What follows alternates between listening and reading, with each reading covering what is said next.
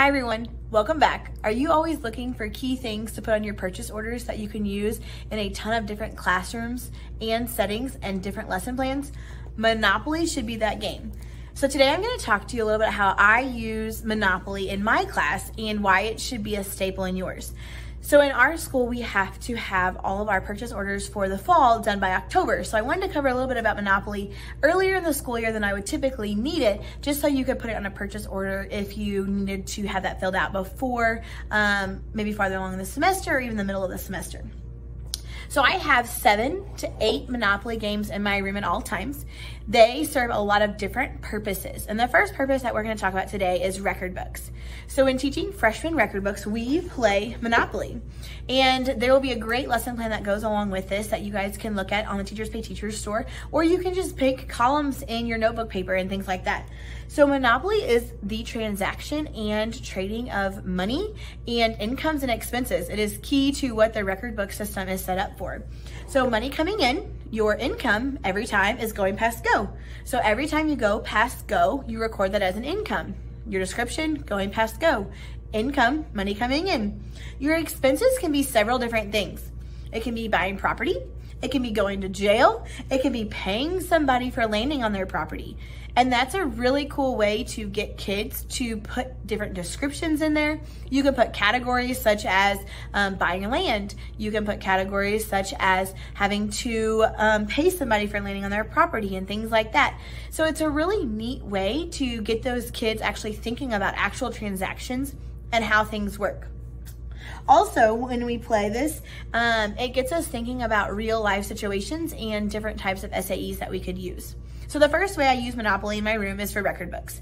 We can do it for freshmen, or we can also do it at the beginning of the school year for just a reminder and a review for some of your upper level kids. The next thing I do Monopoly with is check writing. This is also a great opportunity to teach check writing, which I teach in my ag business class and also in my ag leadership class, and we touch on it in my middle school class. So they're seeing it multiple different times to give them that life skill. Check writing. We write checks for a certain amount of transactions that they have to play on the board. So every time there is an expense within a certain time frame, or the first 10 or 15 expenses, they have to write checks. So the lesson goes over how to write checks, what's important in writing checks, and then it gives them some clarification on how they're gonna play the game. So I play it 2 different ways. The first way is we play the game for 1 class period after we've learned how to write checks. I make them do 10 checks, or you can do 15 checks or 9 checks, kind of whatever you think your kids need to be able to grasp that concept, yet still have a good time playing Monopoly. So the checks have to be written correctly. So I want to buy this property. So the check is written to the bank because you are buying the bank from, or the property from the bank. So that's how you write that check to the bank, fill out the description, the information. In the memo line, I put the actual property. So Mediterranean Avenue would be the memo line, and then I sign it. The checks are all stapled together and they're turned in.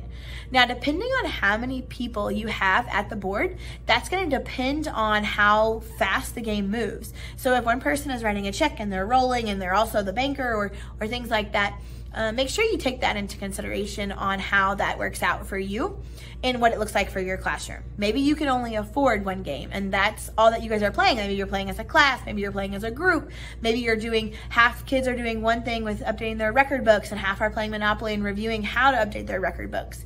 So it can look a lot of different ways.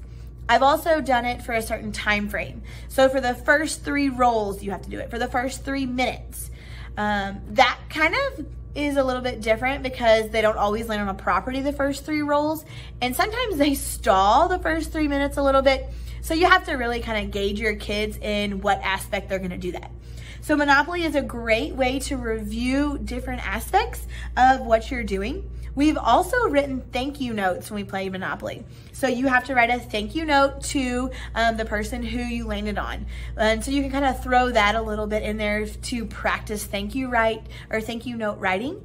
It's a neat different way to kind of think about it. They have to write 1 thank you note at the end of the Monopoly game or at the end of the hour and things like that. So it's a really cool way to kind of keep that involved and stuff like that. So I hope that you can use Monopoly in your classroom.